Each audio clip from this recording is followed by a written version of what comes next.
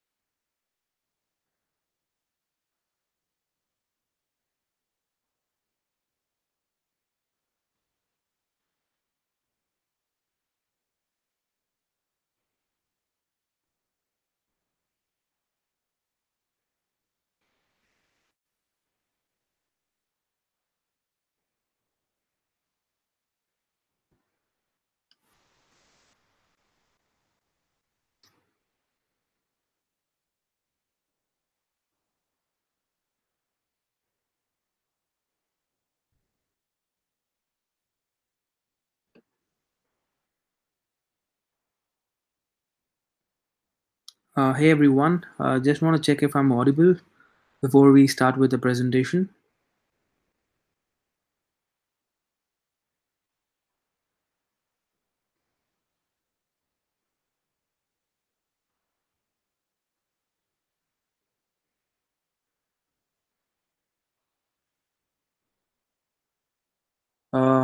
I'm actually just waiting for Ali to just reply so that I can get started.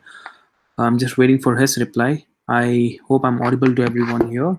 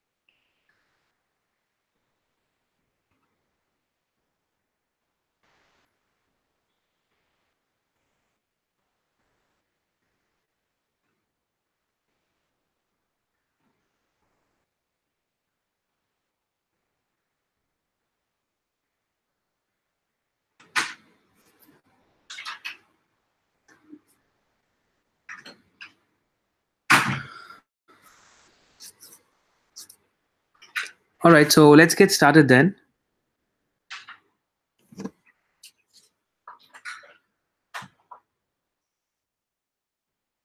All right, so let's get started then.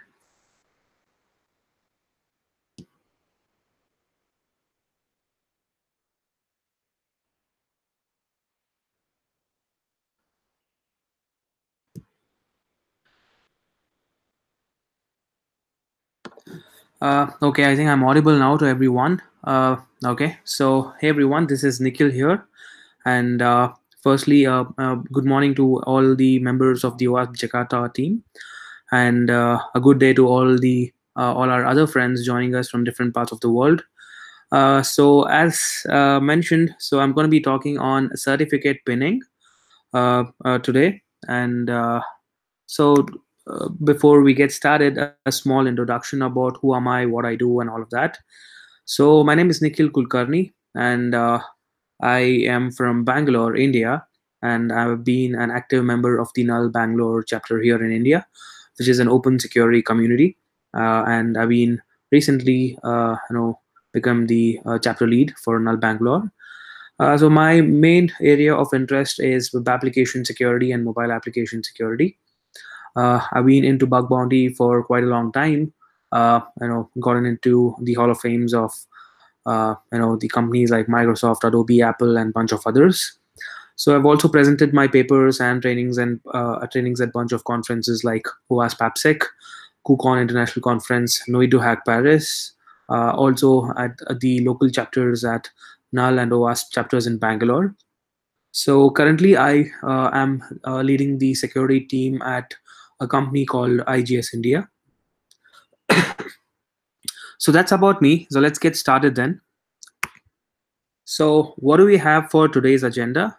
So we have a basic introduction to what the how the client and server traditional authentication really worked, and how is the SSL between them really works, and how the concept of SSL pinning came into picture, and why is it used, what are the different benefits of using pinning over the SSL or TLS validation. Then what are the major decisions to be made while implementing pinning, because pinning is a little bit of a complex thing to be implemented. And so that brings down to the question, like, should we really implement SSL pinning, and what are all the drawbacks of implementing this, and finally the conclusion. Okay, so let's go ahead and start with this. So just a second, I would want to ensure that I'm audible to you all. Just waiting for Adi to reply back.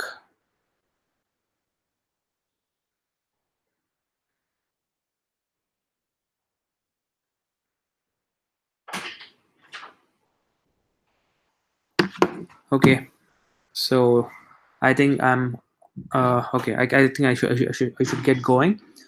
So starting with the introduction here, so we basically look at the basic client and server implementation. How the trust between the server and the client really happens. So when we say in terms of a basic traditional architecture, there is a client and there is a server. And how usually does the client trust a particular server or a particular host is basically with the help of the concept of certification authority, or the CAs, which give out the different set of certificates to multiple different hosts. And if a client trusts a certification authority, it basically trusts also the certificates issued to these multiple different hosts. So that's how the usual traditional model really works, and based on which even the SSL and the HTTPS is basically built over. But when we consider the mobile application, so how does it usually really work? So that's when the whole concept of the SSL pinning would come into picture. So the only thing that the server currently has to prove itself is the public key that it could send to the client. And binding this public key with with an identity or some sort of a certificate is one way, is the actual way of sort of trusting that particular server. So we take this a little forward and then implement this whole concept of SSL pinning, which basically does not have to rely on the certification authorities. And why we do not rely on certification authorities is something that we are going to be discussing as well today. So uh, basically, how would a client trust the server? So basically, as I mentioned, we would bind the identity to the public key. So it would basically be the CAs and the X509 chains. So when I say X509 chains, it would basically mean that there is a root CA and which issues an intermediate CA. And from where on, we have something like the end entity, which and also this is basically called a certificate chain. So let's say if we believe, if we trust the root CA, we would also trust the intermediate CA because it has been signed by the root CA, and henceforth we would also go on and trust the end entity. Okay, so the different ways of doing it would be, yeah, binding this identity to the public key, the CAs and the X509 chains. Then we have the concept of pinning, which we're going to be looking into now. Then there is a hybrid concept. Okay, so pinning can do this setup basically without the help of any certification authority. Okay, so let's look into that. So what exactly is SSL pinning? So the whole concept of binding this identity to a public key without the intervention of any certification authority, and just by the developers, is basically the SSL pinning. Okay, so the one of the reason why it would be implemented for developers, this basically creates a barrier for the attackers to intercepting the traffic. It's really hard, or it is next to impossible without rooting or jailbreaking the device to bypass the pinning. So when the secure communication between a client and a server is basically taken care in a much more secure way when it comes to pinning. And for security folks, this kind of creates a major barrier for us while inspecting the application.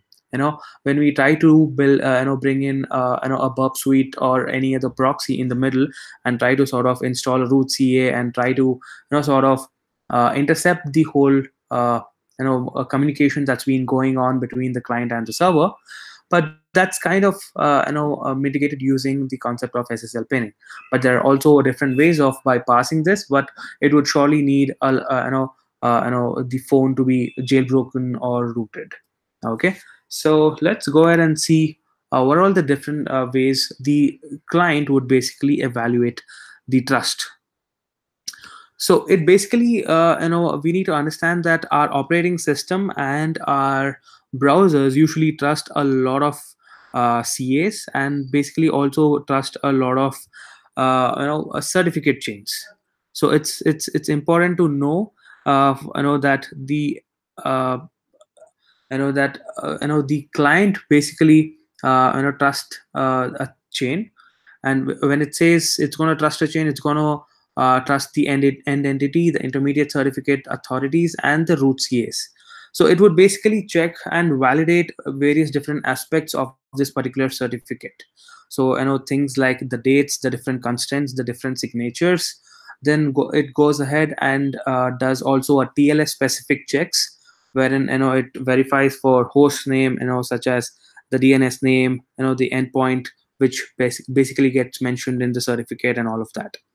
So these are certain checks that the client usually makes, to ensure that a particular domain is not kind of is not issued a fake certificate or something like that.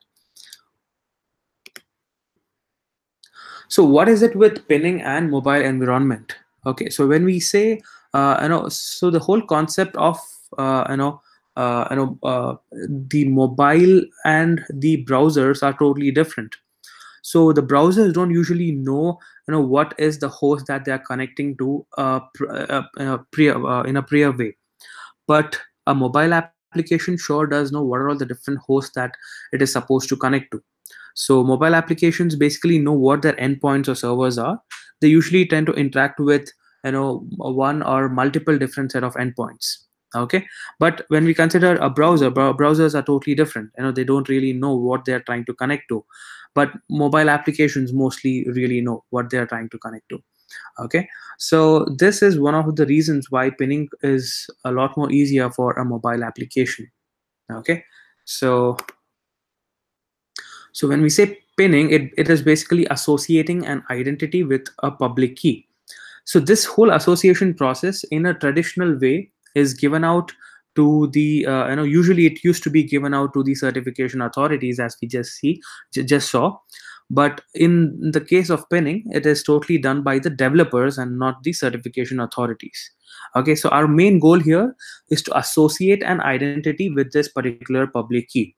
Okay, and we need to really we really need to understand that this association is done by developers and not any sort of certificate authority.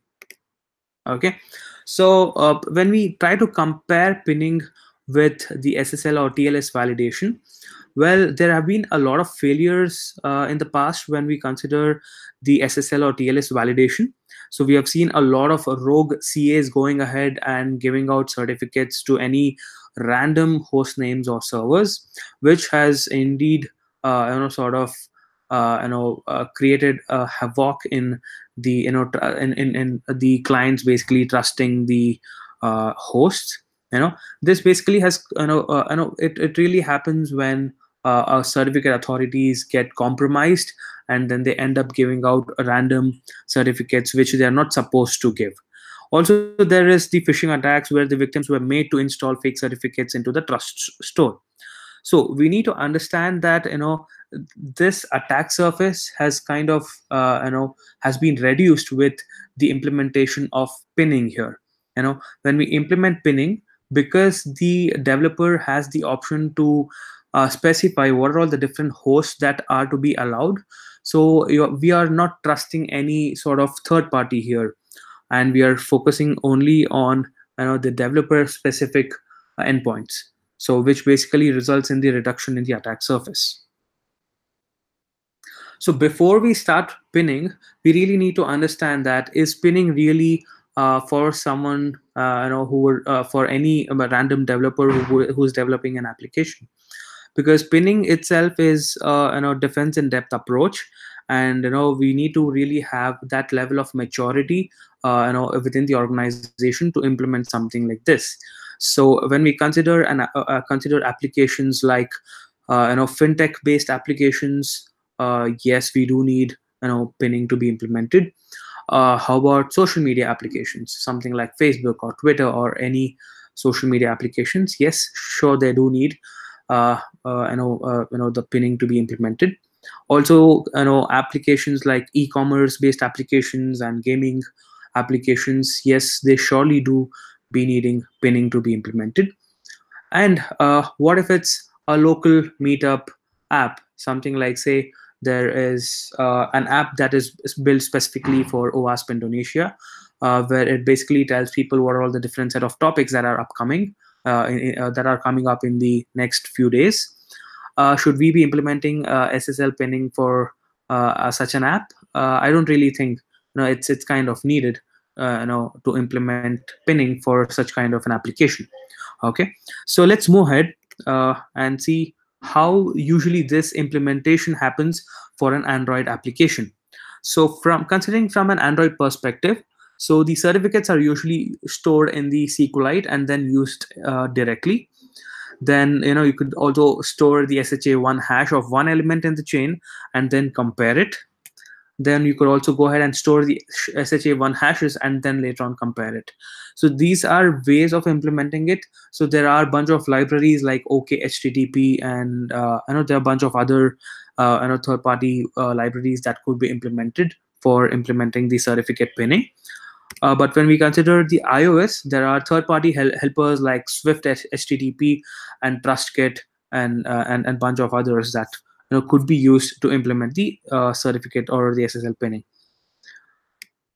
So what are the downsides? So when we consider the SSL pinning, so there is basic misconception that if I have pinning, it means that it's gonna secure most of the things. It would basically not protect if the pinned host is compromised.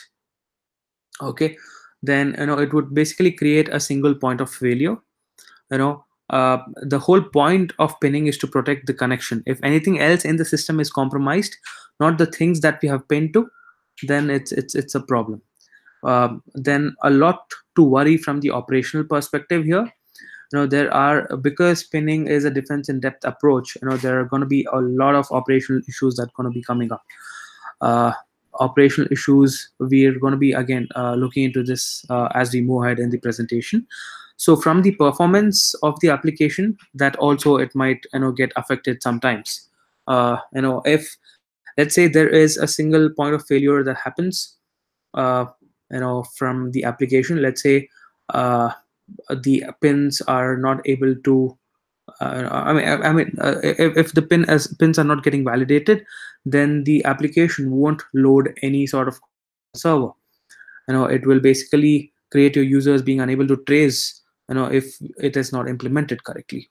So it may also again impact the application based on the performance.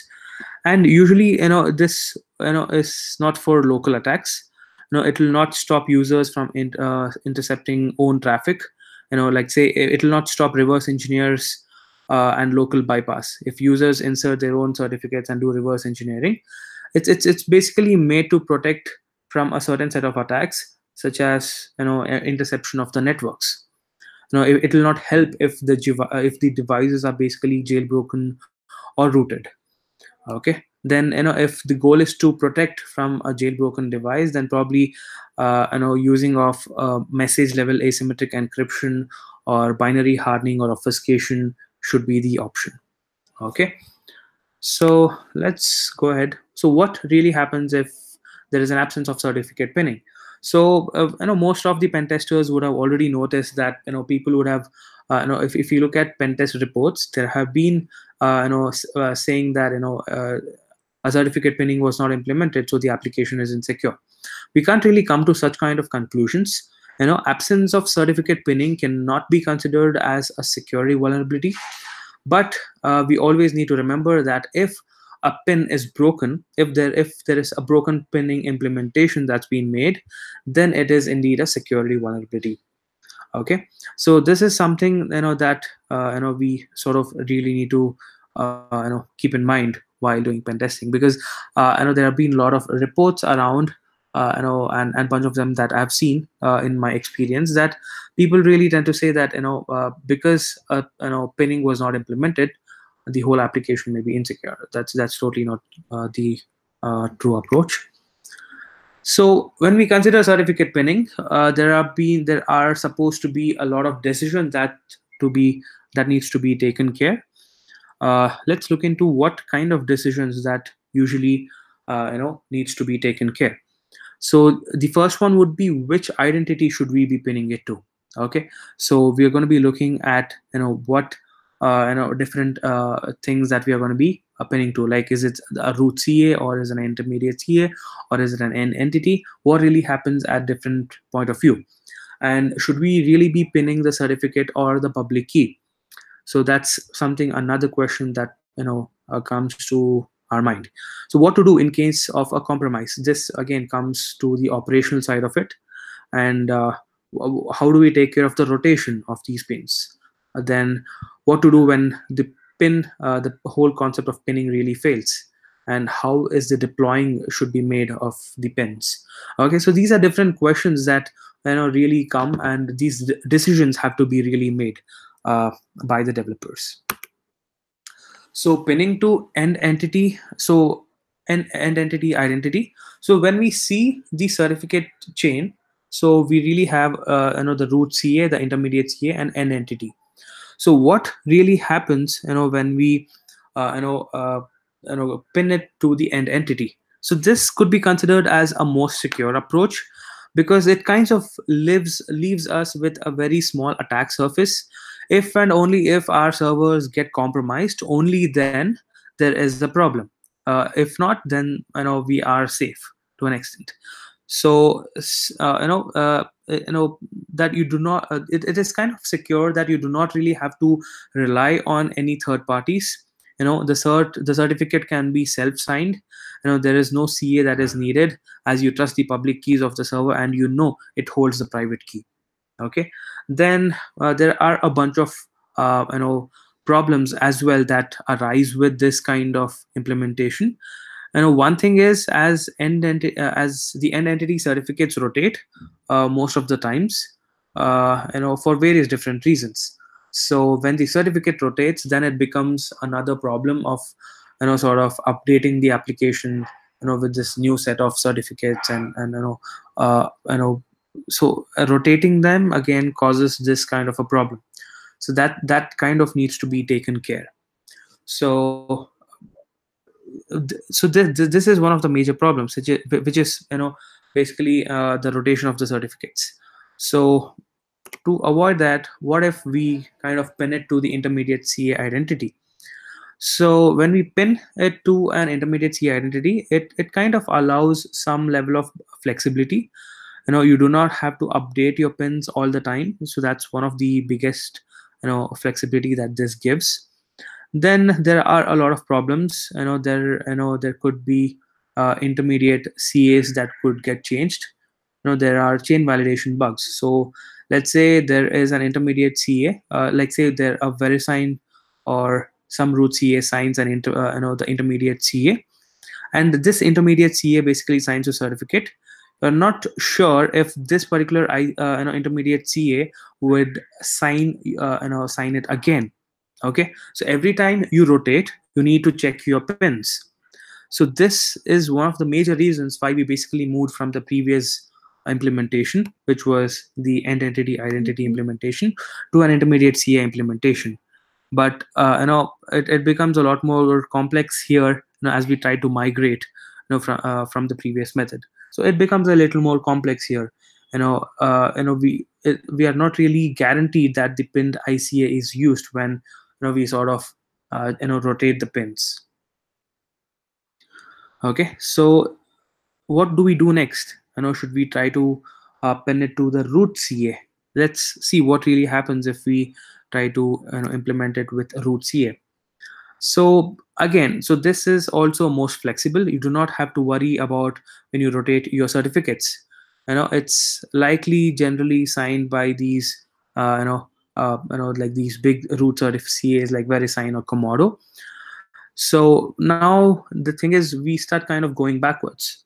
So the problems would be that a very wide attack surface, because it becomes a lot more tricky, because we are pinning it to a root CA, and if there is a compromise with the root CA, and it ends up giving out some rogue intermediate CAs, or assigning different set of certificates, then it becomes a really big problem. Then there would be again chain validation bugs, like similar to the previous intermediate CAs, and it becomes a lot more tricky with cross certified roots. Basically CAs that you have to pin to have to be present on all your clients, which generally may not be the case. Okay, so if we are going with the root CA, we got to also ensure that this root CA is present on all the clients, so that our certificate is accepted. Else it becomes a lot more trickier again. So what is a better option here? The better option here again would be to pin it to an internal CA identity. So this has been being done in most of the companies. They are creating their own certification authority, and they're basically pinning it to that. So what really happens is internal CAs basically sign the certificates. Pinning to this is basically good, as we do not have to worry about the rotation of the pins or the updation of the pins all the time. We have the full control over what our internal CA sign and provisions. So that's really a good thing. So the degree of trust here is really good. because it is an internal certification authority. But there are again a certain set of problems here. During the time of auditing and external auditing, the auditors would basically flag it red in these situations. Then it becomes cumbersome to sort of give an explanation to so as to why we have implemented such kind of a thing. So this is one of the major things that major problems that basically arise. Then no client will be able to access our server until it uses the same versions of pinning as yours. So that again has to be taken care. There has to be a separate implementation of pinning itself to be done, so as to it takes care of the versioning part of the pinning. Okay. So again, the chain validation bugs is again a problem. So the one thing that we really need to understand is there is no one size fits all when it comes to SSL pinning. Everyone wants to implement it in their own way. Some would want to pin it to the root certificate, and then sort of or some would want to do it the intermediate certificate authority way, or some would want to have would want to do it in the internal CA identity way. Okay, so that's one thing.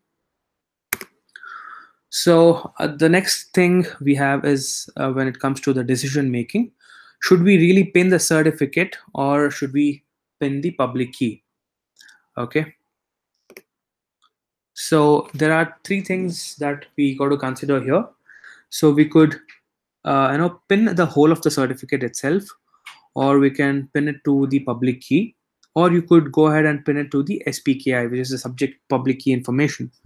The SPKI basically involves the public key plus the algo identifier that says what this key is usually used for. Okay, so considering all of these three, SPKI, which has come out in the recent time, it's been pretty much used in most of the cases, and it's kind of become a common standard in the recent days. So this has come out to be pretty good, the SPKI. So I think this is one of the best ways of implementing it. So looking ahead, so what really happens when the full certificate has been is considered? So it is one of the commonly used one. Here it is really easy for us to create the pin, and the only option for some pinning implementation here, because this cannot be implemented considering all of the different varieties of pinning implementation we have, either to the root or the intermediate or a self signed implementation. So this is one of the things with respect to the full certificate as a pin. So when we consider the public key or the SPKI as a pin, it is to an extent flexible. It allows key continuity. So key continuity is basically the concept of having the same public key, whether no matter whether or not the certificates get rotated. Okay, so we could also bring in the concept of anonymization by using the hashes of the pin than the actual public key itself. There are several open source libraries that are needed here. So another problem here is we cannot pin to the internal self-signed certificate authority here, certification authority here. So that's one of the drawbacks of implementing this. So the next thing that comes here when it comes to the decision making here is that what to do in case of a compromise. Okay, so let's assume that the host gets compromised. Then most would basically delete the server and recommission a server and put a new public key. If we do this, our users won't be able to access our server or any data on their client-side application. So revocation won't work here because it is totally not the ideal case at this point. you could probably have a fallback certificate. So when you get compromised, switch from the active certificate to the offline certificate. So meanwhile, we could also have pins for both certificates in the client application. But we got to also ensure or force the user to update the application in such a situation, and sort of limit some level of functionality on the older set of applications. So this has to be enforced across all the clients, so that they update and all their pins get updated.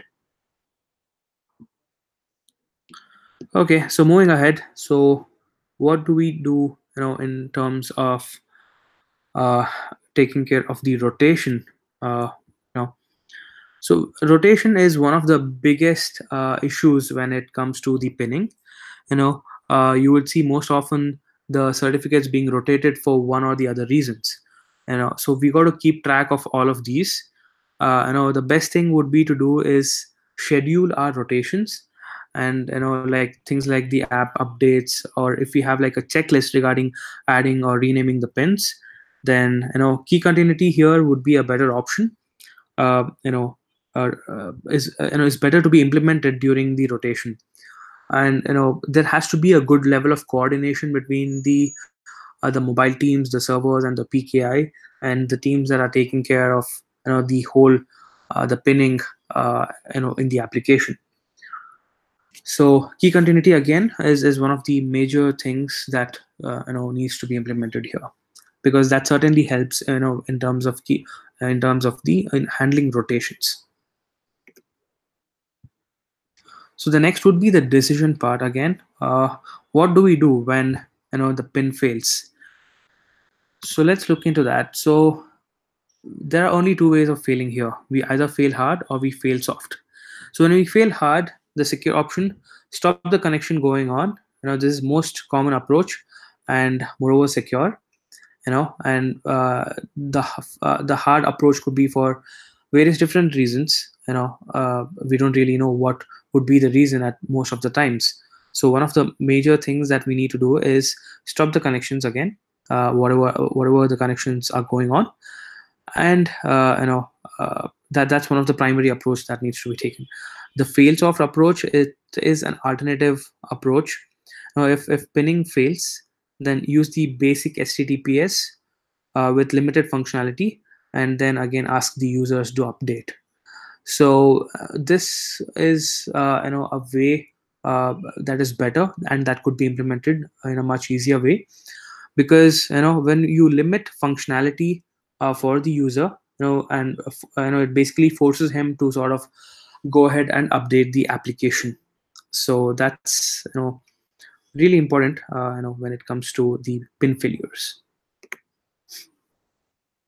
So finally, we come down to the deployment of pins. Okay, so how do we basically different ways of basically deploying the pins? So when we say the pin deployment, there are some of the most obvious ways would be the preloading with applications, which is very common approach, which is very easy to implement. The uh, pin comes deployed in the preloading phase itself. But the problem here is it is kind of complex to operate, because the tracking of these versions of different set of pins and different set of applications is really a headache. Okay, so it requires some it requires the app updates, and then once the updates happens, then again there has to be some set of implementation where we say what pin belongs to what particular version of the applications. Then uh, this is like a self-induced DOS.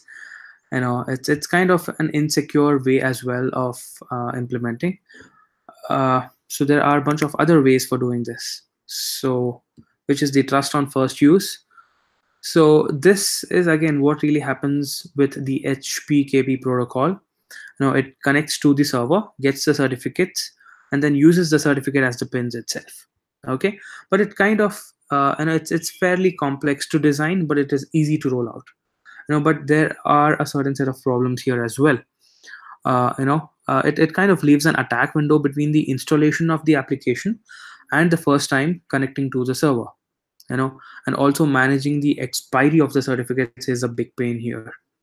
Okay, so this is kind of good for not so critical and unknown endpoints.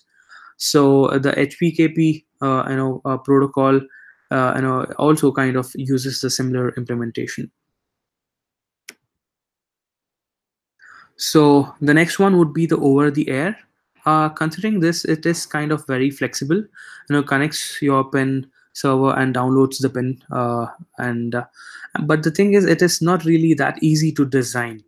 Okay, if it is designed correctly, then it's kind of very easy to deploy and run it seamlessly. Okay, but we still have to manage the pins. That's one of the key things that we need to understand. But that's kind of okay, because the pin, the server takes care of it. uh, so considering all of these, I think over the air should be like a better option. But again, every individual application implements it in a different way. So this, we come down to the summary here. Basically, there are a lot of other things that we also need to take care while implementing this. One would be avoid chain validation. Ensure that you never really roll out your own X509 chain validation. Use the system's TLS validation routines. If pinning to a CA cert, chain validation and host name verification needs to be implemented. Do not pin all of the things. It's quite common that the developer goes ahead and pins to most of the popular certificate authorities, which basically kinds of opens up the attack surface to a larger area. Then I know I haven't kind of mentioned most of these things in the summary though, but these were a couple of points that I actually wanted to add. Okay, so considering the summary here, the best thing we could do is to pin to the end entity here, because that kind of reduces the attack surface. The second best thing is to do it to the internal CA. But again, the internal CA, there would be questions raised by the external audits, and that has to be again taken care separately. Preload of pins for more sensitive connections. But one thing that we really need to again understand is never validate the X509 chains manually. That the basic SSL TLS validation should be used. Again, because pinning implementation is a little bit of a complex implementation, because it involves a lot of different varieties. There is like a permutation and combination of different set of implementations that are combined together and then implemented. We got to ensure that our implementations is reviewed by an external auditing team. Okay, and the last thing that we really need to understand here is update the code every time the certificate changes. This comes in really handy. This is like one of the fundamental things that we need to keep in mind when we want to consider the certificate pinning. So I think that's about it. So these are a bunch of references that I would want to give to the OWASP article on certificate and public key pinning. And there is this amazing talk by this guy named John Kozirakias at AppSec EU 2016. So this video, lists out the different ways of the SSL pinning that's been made, and what are all the different bad designs, implementations that are usually done, and how do we sort of take care of these things here. So that's about it. So you can reach out to me on Twitter, or I'm available. I'm out there on the internet everywhere. With this handle at Nick Chills, and I'm also on Quora. You could sort of ping me there, and you can ask your questions there. So I think that's about from my side. So any questions, I'd be open to take them up here. So I think I would be looking at the live chat for the questions, so that we could go ahead and look there. So let's open this up. Let me just stop sharing my screen.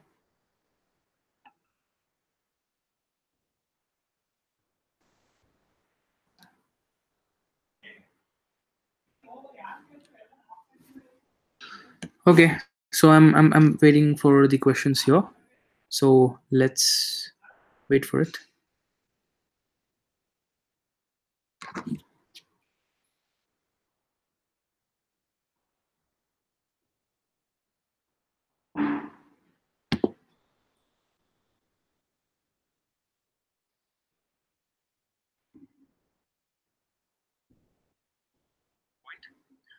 You could probably have a fallback certificate. So when you get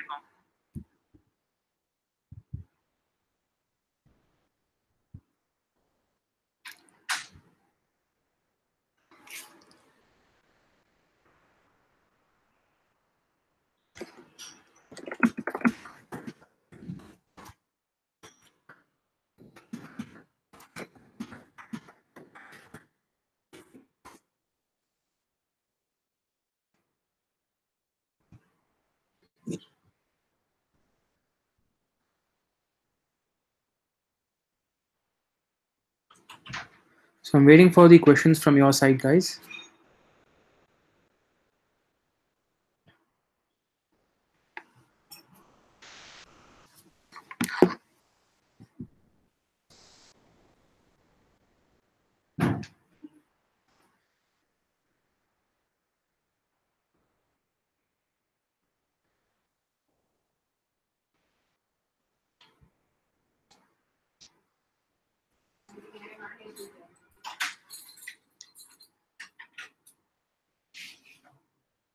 Okay, so I think you guys. Okay, so how can we detect? Okay, so there is a question. How can we detect any kind of compromise of our implementation?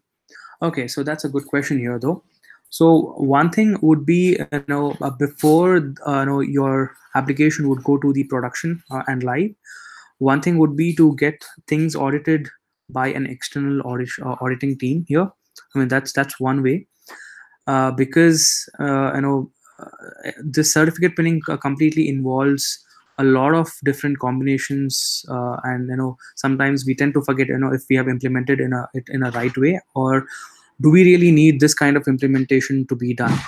Okay, so if there is any level of compromise, I mean, one thing is, the client would not be able to connect to your to the server itself. So in case of a compromise, but if you're talking about any other levels of compromise that happens on the server side, then again, that's there are different bunch of other ways of mitigating them.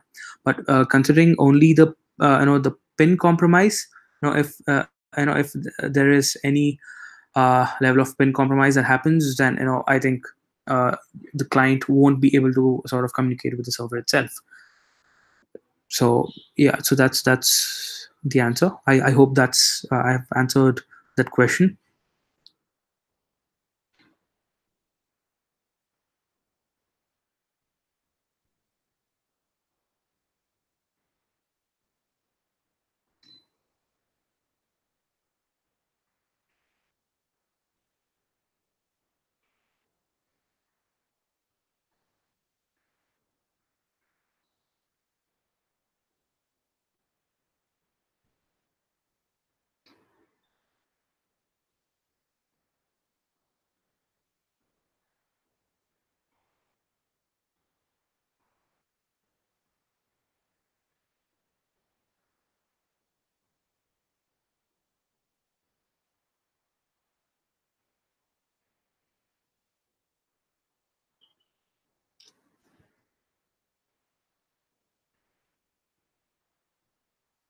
Okay, so I'm still waiting for if someone's got any question.